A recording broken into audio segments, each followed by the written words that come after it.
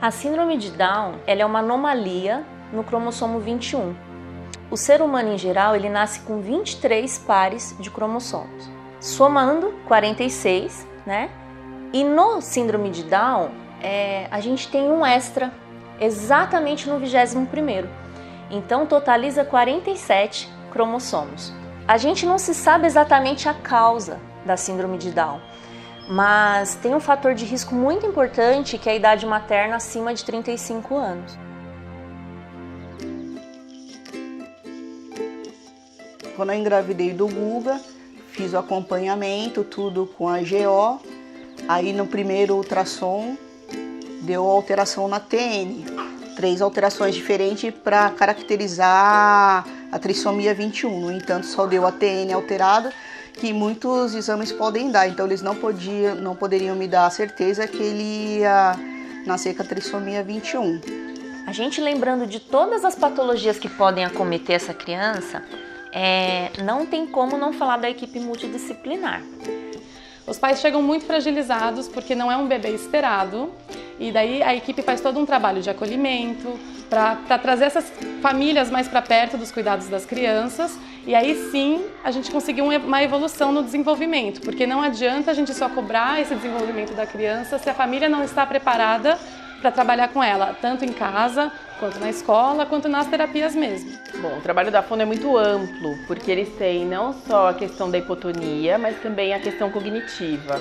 Então a gente precisa abranger todas essas áreas, então tem toda uma questão de estimulação intraoral, extraoral, por conta da musculatura que é mais flácida, e a gente precisa ganhar em tônus para que eles consigam se alimentar melhor, falar melhor, dar conta de todas as funções de respiração, mastigação, deglutição. A partir do momento que eu tive ele, entrei em pânico quando eu soube da síndrome de Down, tudo. E a pediatra dele, que atende aqui em Cotia, que me orientou e me falou que tinha pai em Cotia. Eu procurei pela internet e consegui achar a instituição. Então, a PAI, ela é uma associação de pais e amigos dos excepcionais, né? A gente tem um ambulatório de triagem e diagnóstico, em que todos que entram na instituição passam por esse ambulatório, em que passa com consulta com médicos, avaliação com a psicologia, porque a gente precisa fechar um diagnóstico antes de ser atendido nessa instituição.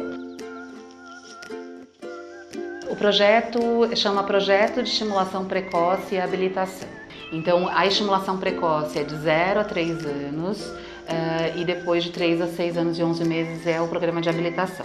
Esse programa conta com uma equipe multidisciplinar, então a gente tem uma terapeuta ocupacional, uma fisioterapeuta, uma psicóloga, uma fonoaudióloga, tá? Então, os atendimentos são feitos por grupo, a gente atende grupo e o caráter é orientativo. Então a gente atende 3 crianças por grupo e as profissionais fazem orientação às famílias, porque a gente acredita que a família pode fazer em casa o que a gente está orientando e a gente vai ganhar muito mais com isso. Então, a PAI ela é muito importante, porque assim, a gente tem a psicóloga, a fisioterapeuta, a terapeuta ocupacional e a fonoaudióloga. E a psicóloga a gente até brinca que é para nós pais, né? Então, como a Eliane disse, a gente tem um grupo que formou já o ano passado e o apoio psicológico que vem da psicóloga e da terapia em grupo foi muito bom pra gente, porque dá uma base, dá um momento que a gente pode externar as nossas preocupações e ver ali como pessoas que também têm as mesmas preocupações podem nos ajudar nessa terapia de grupo, né? Onde todos podem dar ideias, que a gente pode colocar em prática e que são realmente assim muito úteis para a gente. A fisioterapia vai ser inserida assim que o médico autorizar, né? Estudos falam que o estímulo precoce, ele nos mostra que crianças que fazem a fisioterapia com estímulo precoce e as que não fazem, elas têm diferença naquele item que eu falei, de uma criança ser diferenciada da outra.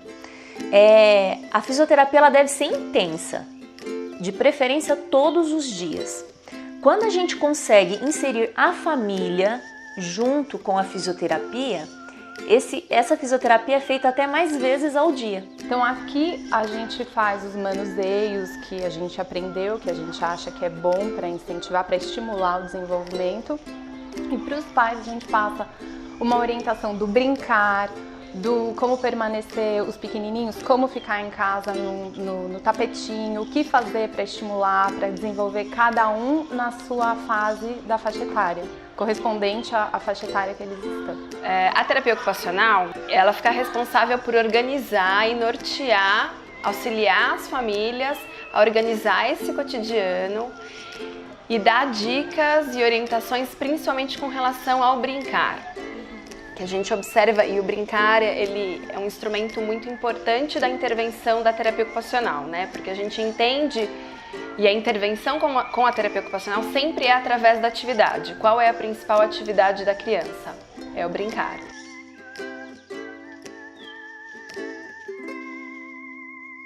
Nós temos muitas características, né, que nos mostram que esse bebê nasceu com síndrome de Down, mas a gente tem algumas aí muito importantes.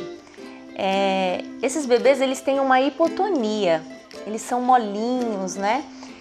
E a gente olha para um bebê com síndrome de Down, a gente vê as faces, né? A gente vê uma orelhinha mais baixa, um olho mais puxadinho, eles têm uma pele ressecada, né? Eles têm uma linguinha protusa, né? Que dificulta a amamentação. Quando eles começam a crescer, a gente vê que eles ficam com a base um pouquinho mais alargada por conta da hipotonia, dificulta o equilíbrio. Então, quando ele nasceu e eu olhei para a cara dele, eu tive certeza. Para mim era nítido.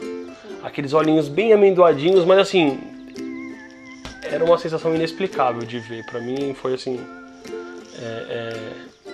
inundou assim o meu coração dela. Eu acredito, porque também ela ficou toda super emocionada de ver que ele estava bem, que não era nada assim grave, né? Não tinha nada grave, que a gente, né, podia ter um problema cardíaco, nascer, ter que operar, uma correria, não.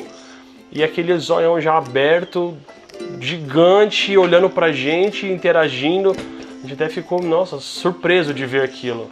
Eu acho que a minha maior satisfação é quando eu vejo a pessoa com deficiência conseguindo ser incluída no mundo. Então, o deficiente que antes era escondido, hoje ele está aí, ele está incluso. E a nossa maior satisfação enquanto instituição, e a minha pessoal, é quando eu vejo ele no mercado de trabalho, quando eu vejo incluído na escola, com as adaptações necessárias. Essa é a minha maior satisfação.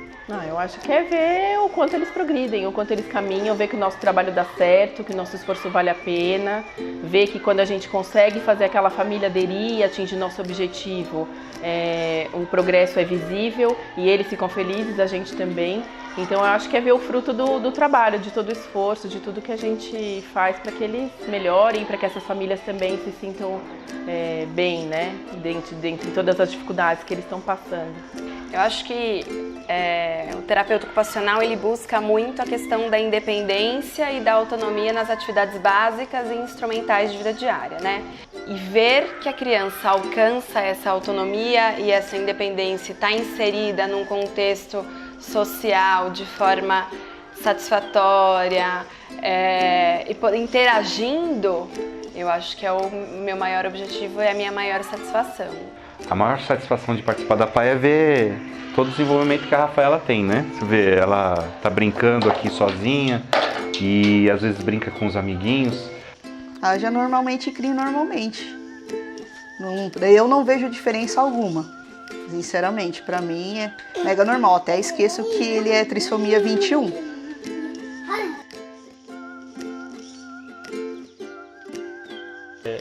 É tratar como qualquer outra criança. A gente não faz nada diferente para ele, na educação dele, no tratamento diário, na vida diária dele, que não seja de uma criança normal.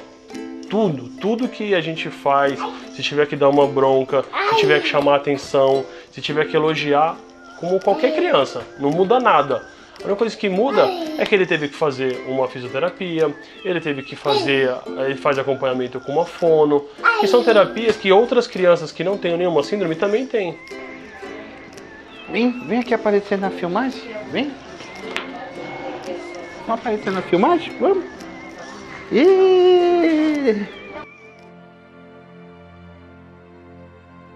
Dentre todas as síndromes, a de maior incidência é a Down, chegando a 91% dos casos.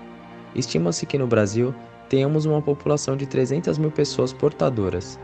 Vimos que o que começa como um erro genético pode se transformar em uma profunda satisfação e alegria, sendo necessário apenas uma boa dose de amor, apoio e confiança.